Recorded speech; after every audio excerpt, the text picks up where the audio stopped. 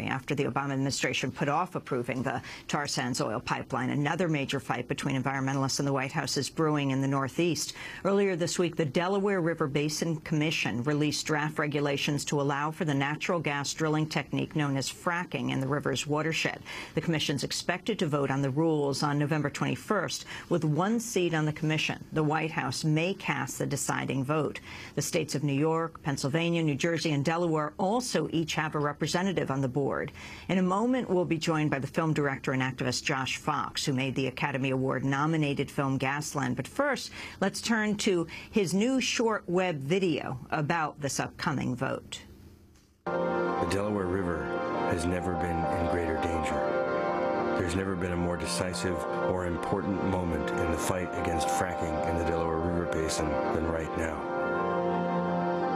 Gas drilling companies have leased over 200,000 acres that border the Delaware River and its tributaries. For the past 3.5 years, thousands upon thousands of citizens and scores of organizations have fought to keep gas drilling out of the Delaware River Basin.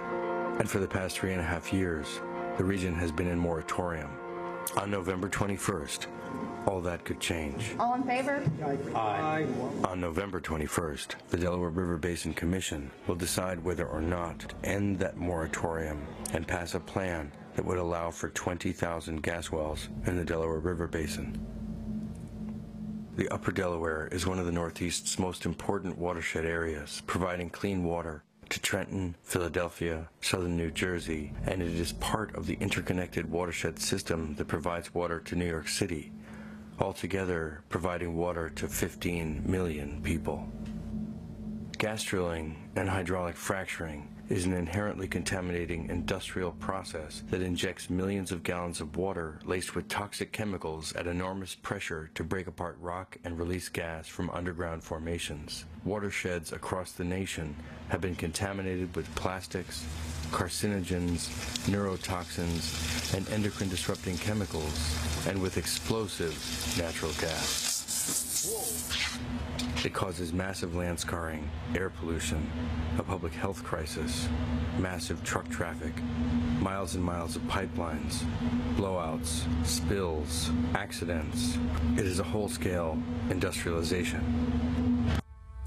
Now we face our most urgent crisis to date.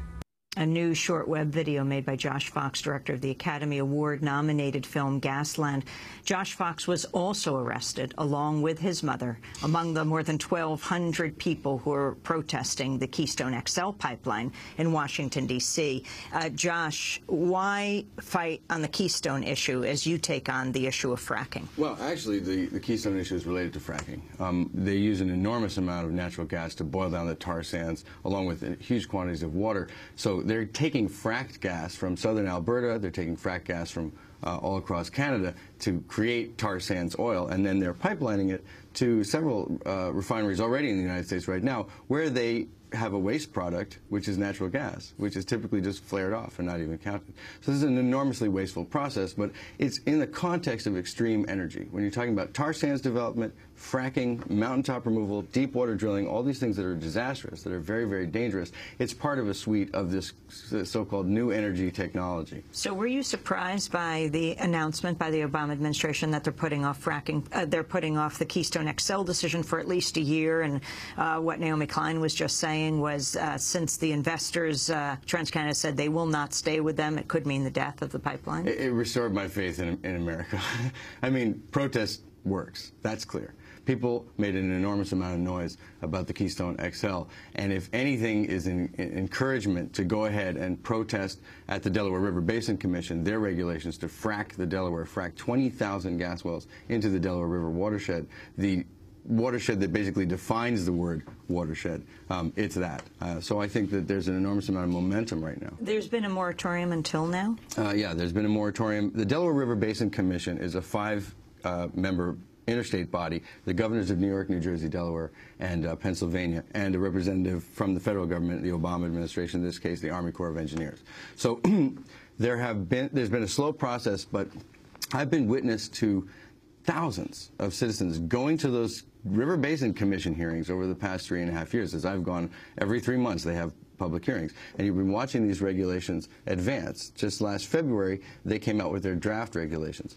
They got 69,000 public comments, overwhelmingly in opposition to drilling the Delaware River Basin at all. And just to put that in context, for the entire New York State review, they got 14,000 public comments. It took New York State 2 years to get through 14,000 public comments. The Delaware River Basin Commission, however, is now saying that in just 7 months, they've gotten through all 69,000, and they've come out with a regulatory package which would allow for upwards or more than 20,000 gas wells in the river basin, and the regulations are in fact weaker and worse than the first regulation package. So this is extremely shocking, extremely surprising, and it amounts to what is the industrialization of a national treasure, the Delaware River. The New York Attorney General Eric Schneiderman is suing over fracking? That's right.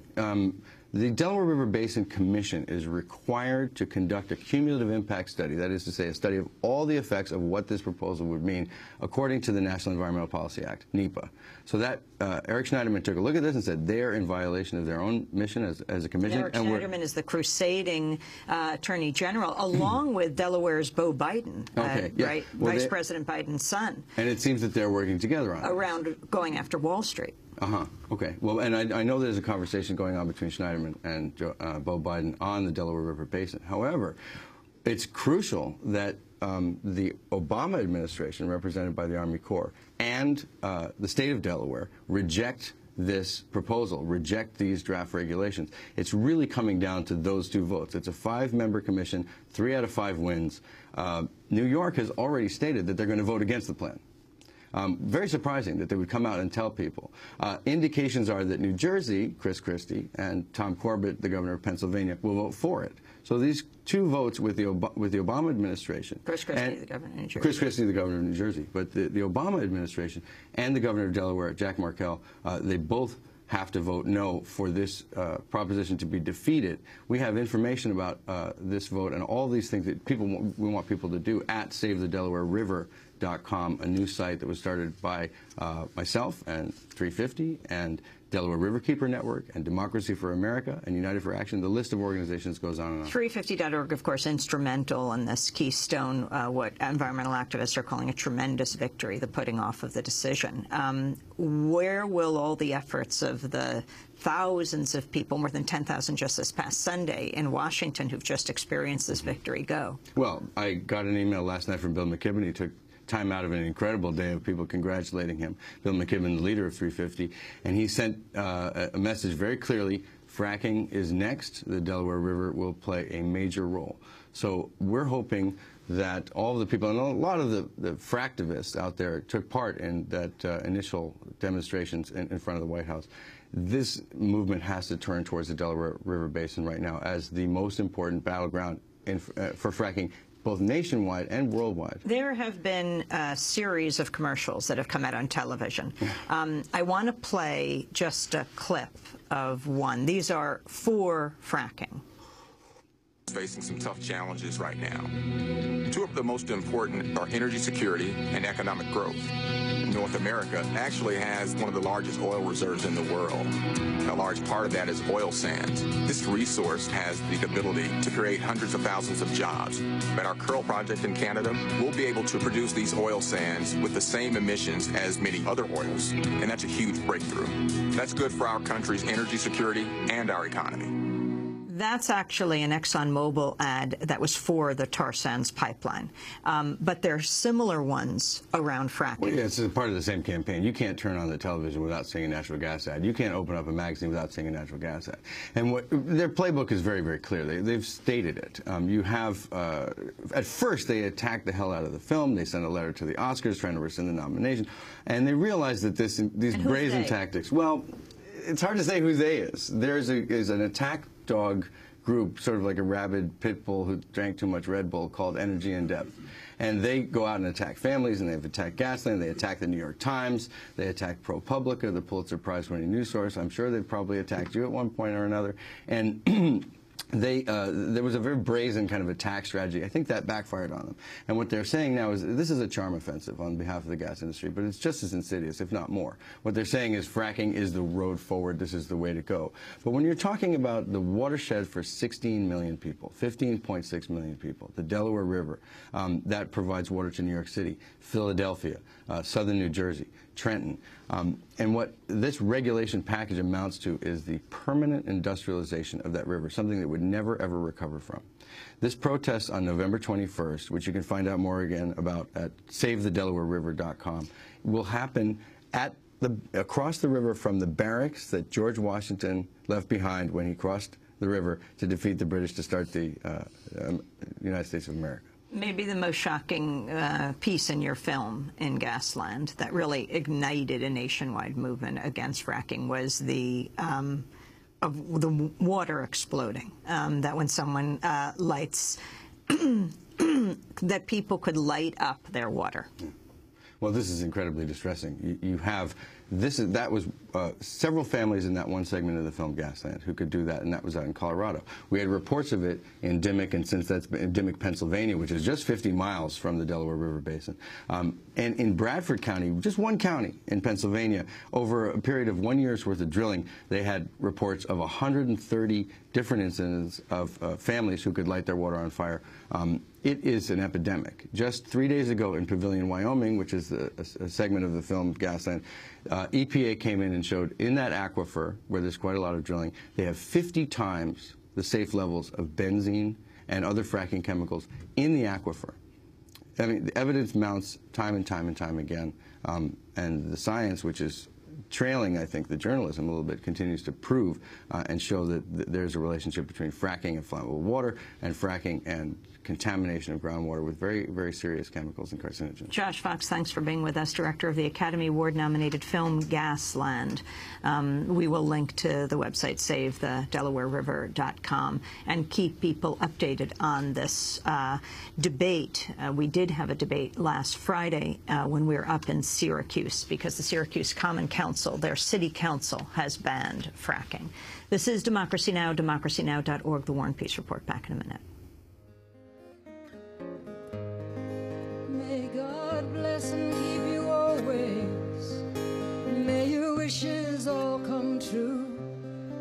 May you always do for others and let others do for you. May you build a ladder to the stars and climb on every rung, and may you stay